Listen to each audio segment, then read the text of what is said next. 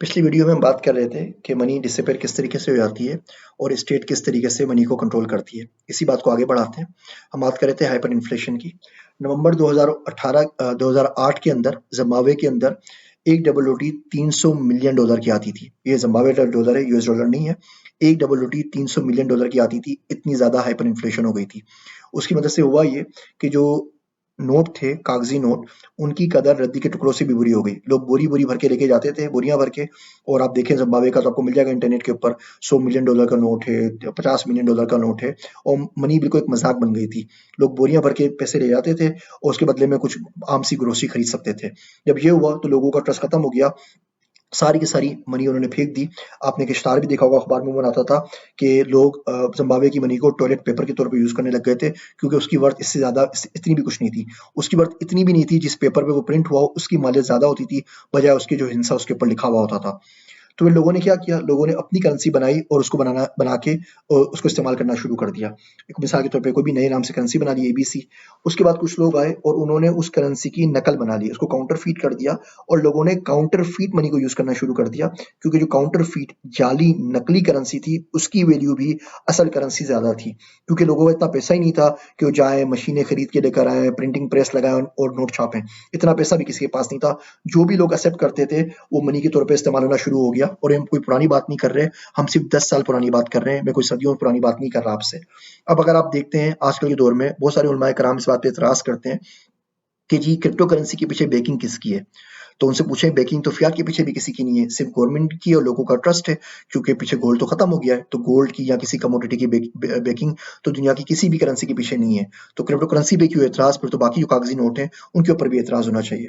मजीद वो ये बोलते हैं कि जी इसके पीछे कोई गवर्नमेंट का पीछे कुछ भी कोई बैकिंग नहीं है क्रिप्टो करेंसीज के अंदर। तो अब जिम्बाब्वे की एग्जांपल देखें, जो यहाँ पे करेंसी चल रही है, जो लोगों ने खुद बनाई हुई है, और फिर उसकी भी जो नकल चल रही है, और फिर जो उसकी भी नकल चल रही है, इसके पीछे किसकी बैकिंग है?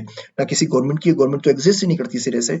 सिर्फ और सिर्फ लोगों का ट्रस्ट है, लोगों का एतमाद है, और इसी तरीके से लोग जीने के काबिल हैं। अगर आप खुद सोचें ना, माशरे से आप पैसा बिल्कुल निकाल दें, बाहर कर दें, तो लोग ट्रांजेक्शन कैसे करेंगे, चीजें कैसे खरीदेंगे, खुराक कैसे खरीदेंगे, दवाएं कैसे खरीदेंगे, जिंदा कैसे रहेंगे।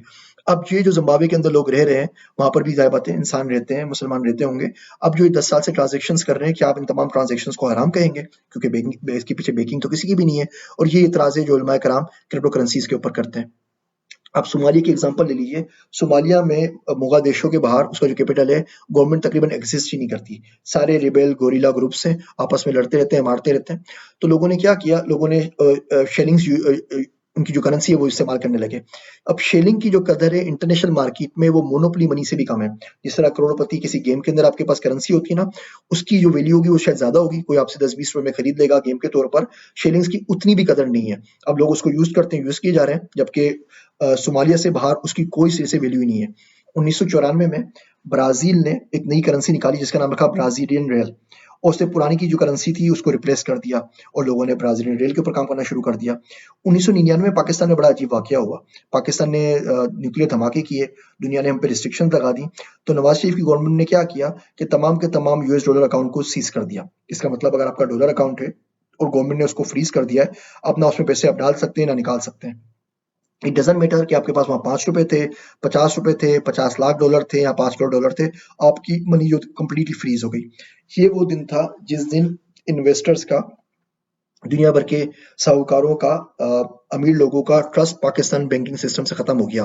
उन्हें डर लग गया कि पैसे हमारे, अकाउंट हमारा, हमने अपने बैंक में रखवाए और गवर्नमेंट ने हमारे पैसे रोक लिए। और सारे का सारा जैसे ही ये अकाउंट अनफ्रीज हुए, सारे का सारा पैसा मुझसे बाहर चला गया। आज कोई भी बड़ी आप कंपनी देख लें तो उनके पैसे सारे के सारे यूरोप में है या दुबई के अंदर है, मिडल ईस्ट के अंदर है। जब रिलीज देनी होती है एम्प्लॉय को, 31 तारीख को, 30 तारीख को, 29 तारीख को वहां से चेक भेजते हैं, वो पाकिस्तान में पैसे आते हैं, उनको सारे एम्प्लॉयज को तनख्वाह देते हैं, अगले दिन अकाउंट तकरीबन सिफर हो चुका होता है। आपको यकीन नहीं आएगा, वो कंपनी जो करोड़ों करोड़ों रुपए का पेरोल रन करती है पाकिस्तान के अंदर, आप पहली दूसरी तारीख को जाके उनके स्टेटमेंट देखें तो उनके अकाउंट में ₹30,000 भी नहीं होते। ये वो खौफ है, ये वो डर है जो गवर्नमेंट पे ट्रस्ट उठ जाने की वजह से लोगों में आया, और उसके नतीजे हम आज तक भुगत रहे हैं। अमेरिका के अंदर, बाहर मुल्कों के अंदर पैसा जो होता है बड़ा सेक्रेट ट्रस्ट किस्म का होता है। जब तक आप टेररिज्म या किसी उल्टे सीधे कामों में नहीं पड़ते, गवर्नमेंट आपके पैसों को हाथ नहीं लगाती। कोई भी आपके पैसों को हाथ नहीं लगाता, भले आपने किसी का कुछ देना है, कुछ करना है। कंपनी आपकी दिवालिया भी हो जाए तो पर्सनल अकाउंट के ऊपर हर्फ नहीं आता। वो लोगों को एतमाद देती है कि पैसा आपका है तो आपका है, इसको आपके अलावा कोई टच नहीं कर सकता। और बिजनेसमैन को बड़ा बड़ा साथ दिया जाता है, बड़ा उनकी हेल्प की जाती है। आप पढ़ते रहते होंगे कि अमेज़न ने इतने ट्रिलियंस डॉलर कमाए, लेकिन टैक्स में उन्हें कोई पैसे नहीं दिए, क्योंकि वो लोग जॉब्स क्रिएट कर रहे हैं। पाकिस्तान में हम लोग बहैसियत नेशन सक्सेसफुल लोगों से नफ़रत करते हैं, बहुत ज़्यादा अदम बर्दाश्त है। गवर्नमेंट भी उनको बुरा कहती है, लोग भी उनको बुरा कहते हैं, और ये कंप्लीट जो ट्रस्ट है गवर्नमेंट के ऊपर, वो हम लोगों का उठ चुका है। और सिर्फ ये एक गलती की थी नवाज शरीफ गवर्नमेंट ने, और इस गलती को 20 साल हो गए, लेकिन हम आज तक इसका खमियाजा भुगत रहे हैं। इसी सिलसिले के ऊपर हाइपर इन्फ्लेशन क्या होती है, मुख्तलिफ मुल्क क्या करते हैं, जिसकी वजह से लोगों का एतमाद उन पे से उठ जाता है। अगली वीडियो पे इस पे मज़ीद बात करेंगे। आप सबका शुक्रिया। जज़ाकल्लाह खैर।